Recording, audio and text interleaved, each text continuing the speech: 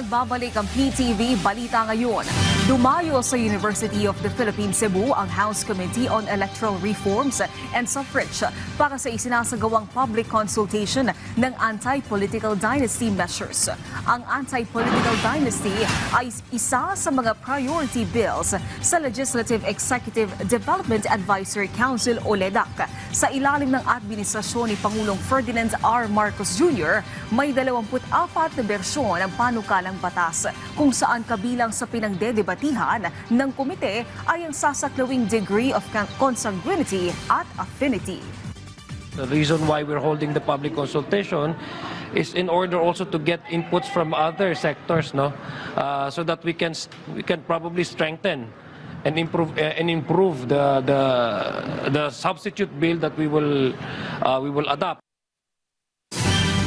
Samantala, alamin natin ang ibang balita sa PTV Davao mula kay Jay Lagang. Mayong adlaw, gipangguba sa mga otoridad ang mga smuggled ng mga sigarilyo nga nakumpiska gikan sa mga operasyon sa Region 10 sukad tuig 2024 hangtod tuig 2025 kanato sa public condemnation sa Bureau of Customs Port of Cagayan de Oro sa Subport of Mindanao Container Terminal sa Taguluan, Misamis Oriental niadtong Pebrero 16 ning tuiga. Kuna sana sa kapin 4,000 ka mga master cases na pulo ka mga rin sa smuggled cigarettes ug pipila ka mga vape products ang giguba. Sa kinatibukan, mukantidad sa kapin 188 million pesos.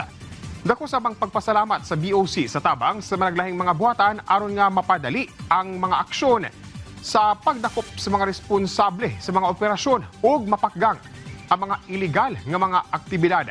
Subay niini hugtanon sab ang aksyon sa BOC batok sa mga nagpaluyo sa mga illegal nga operasyon aron nga mapakita nga seryoso ang gobyerno nga wag tangon ang mga illegal nga aktibidad sa rehiyon. Nanawagan karon ang probinsyal nga kagamhanan sa Bukidnon ngadto sa tanang mayor sa syudad ug munisipalidad sa probinsya nga magtinabangay sa paghatag og livelihood program alang sa mga Friends Rescued kun FRs. Kiniuman sa netabong engkwentro sa La Paz, Agusan del Sur, tali mga sundalo ug communist terrorist group nga niresulta sa pagkamatay sa usa ka miyembro sa komunistang grupo nga giilang si Bonifacio Lutawan alias Tado, nga giilang commanding officer sa Regional Operational Command sa Northern Central Mindanao Regional Committee. Sumala sa provincial government sa Bukidnon, buot nilang mapakusgan ug mapalapdan ang pagtabang sa mga FRs pag-abot sa paghatag ug oportunidad sa trabaho ug maayong kinabuhi para sa pag-awhag sa mga kasundaluhan ngadto sa mga nabilin pang mga rebelde nga mosurrender na ug pahimuslan ang mga programa nga makatabang kanila sa pagbag-o sa ilang kinabuhi. Ug mo kadto ang mga nagunang balita dinhi sa PTV Davao. Ako si Jay Lagang. Mayong adlaw. Daghang salamat, Jay Lagang. At yan ang mga balita sa oras sa ito. Para sa iba pang update, i-follow at i-like kami sa aming social media sites at PTV PH. Ako po si Naomi Tiburcio para sa Pambansang TV sa Bagong Pilipinas.